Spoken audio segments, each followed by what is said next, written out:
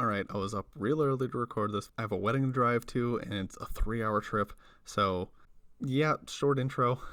This is just average NaNoWriMo stuff. Everything is crammed in next to each other, but I really liked the new character in this chapter.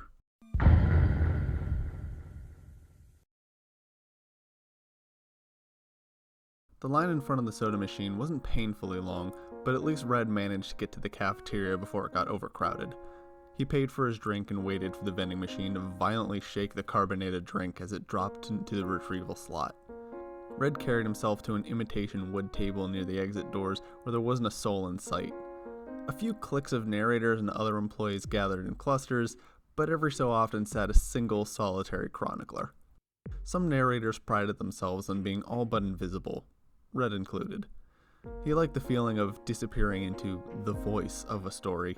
A reader doesn't think about who says he said and she said tags. Out the corner of his eye, Red caught sight of a woman looking his way. He heaved a sigh.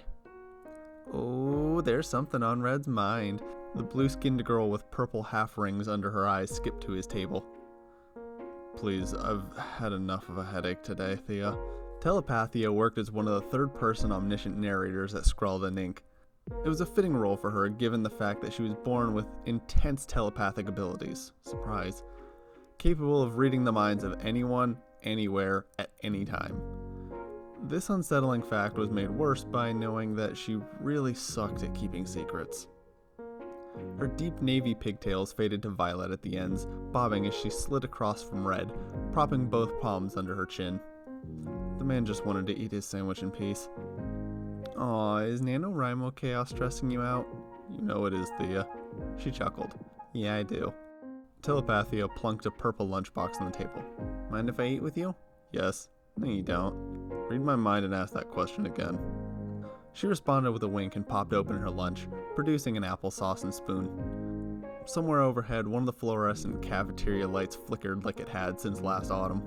So that boy kid, Thea said. You really think he's delusional, huh? Red sighed. His plan is just batshit insane. I get it, it's a scary thing being a NaNoWriMo protagonist. 1 minute you're off to the races in a story, and the next you're abandoned because your author ran out of steam. And then, well, you know. Sure, I know lots of things. Thea scooped out a gob of applesauce before shoveling it into her mouth.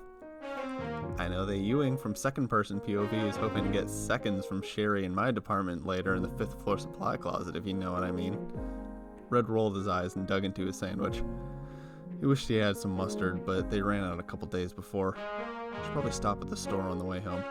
Hey, no. I want to read more about that fiery snowflake main character. Bring him back, Thea pouted. That was pretty much the only limit to Thea's ability.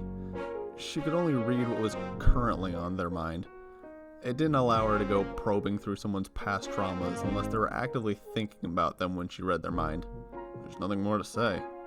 Or think about, Red shrugged. You know what I think? Thea sucked on her spoon. I think you feel guilty. I remember reading your mind a couple of years ago.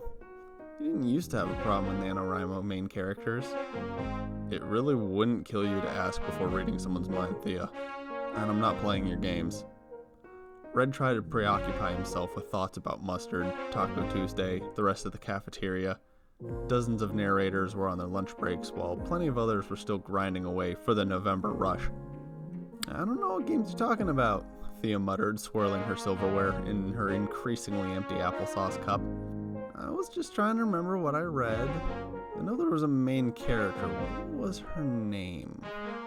What time did the supermarkets close? He hoped they weren't out of the brand he liked. There was just something about the consistency of their mustard.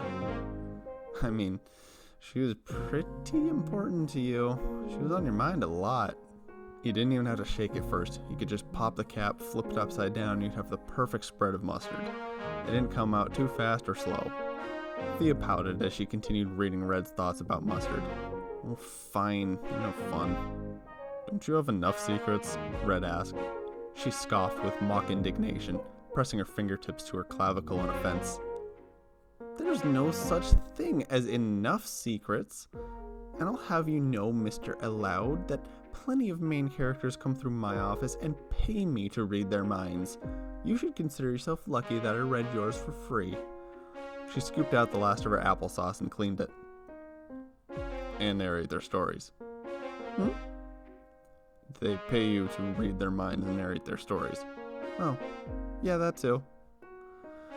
The cafeteria was getting busier as the time ticked closer to 1 o'clock. The overworking narrators had to eat too eventually. Red didn't want to be crowded at the end of this table. He didn't particularly enjoy the company of most of his co-workers. Hey, I hope I'm not included in that, Thea pouted. You're not. She was. Such a bully. Thea breathed into her spoon and hung it on her nose. I guess I'll leave you to your boring old mustardless sandwich. I'm gonna go eat with the cool kids. Thea plucked her lunchbox from the table and started away. You better not be listening in from over there, Red shouted after her. He hated to admit it, but she had a point. He involved himself in too many NaNoWriMo projects to list, only to see all of them crash and burn. Literally in some cases. And for so many years, he just kept taking on new clients in November. Maybe it was fear holding him back. Admittedly, he dismissed Voi's scheme without giving it much thought. What he suggested could work, even if it sounded kind of underhanded. Red chewed his dry sandwich slowly, his thoughts dwelling on Voi's pitch. No, he wasn't getting wrapped up in this. Whatever that fiery snowflake wanted to get involved in wasn't his concern. The setup for some multimedia chaos like that alone would be crazy. Although, it had been a while since he tried anything crazy. And he certainly wasn't getting any younger. Was he actually considering taking on a NaNoWriMo main character as a client?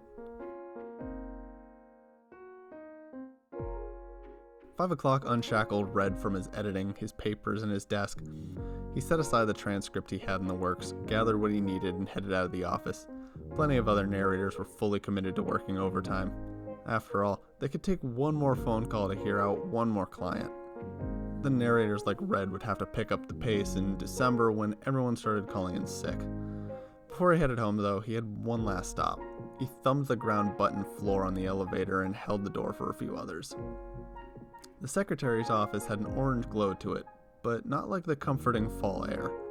The walls reflected the light in a way that felt like an alarm siren was sounding off. Rebecca was a woman who looked like she had sucked on a sour candy a month too long. Her lipsticks dried out long before she used them up. Not from lack of use, but rather the amount she had to apply to her lips was so minuscule they would expire first. Her rusty orange glasses spiked up fiercely at the edges. Never let it be said, though, that she didn't dress to the nines every day. Have a good evening, Red. That main character from earlier, Red interjected. Rebecca cocked an eyebrow. Yes? You left a contact number, right? The secretary seemed taken aback. Yeah, but I tossed it. What? Why would you do that? He was here for National Novel Writing Month. For you. You've literally never saved any contact information for any Nano clients. Red tapped his foot against the hard floor. Several other narrators shuffled past the secretary's office, heading home for the day. Meanwhile, Red was standing in this room with a follow-up question he didn't want to ask. What trash can did you toss it in? Are you serious, Red? He pursed his lips. After a second's hesitation, Rebecca's head disappeared under the desk. He heard the clattering of a paper shredder being removed. It sounded like something plastic snapped, and Rebecca cursed under her breath. She brought a dark gray bin up and handed it over. Red pushed aside some of the shreddings from the day. Rebecca whistled between her puckered lips. Who is this kid? I don't know, Red muttered without taking his eyes off the paper strips. Maybe Thea got in my head. Maybe I think he had potential. Or a point. Rebecca made a tisk sound at the mention of Telepathia. After a bit of shuffling, Red eventually located a strip of paper with the bottom half of a snowflake by the signature. Symbolism. Main characters always had quirks, and a lot of them leaned into their unique marks. While it was only the bottom half of numbers, he could figure out the rest. Thank you, Rebecca. Red handed the bin back over the desk. The perplexed look never left the secretary's face. I think it might be at least worth it to hear him out in more detail. If you say so, Rebecca said. I'm heading home. Red waved, pocketing the contact slip. Careful driving out there. There's some real jackasses on the road this morning.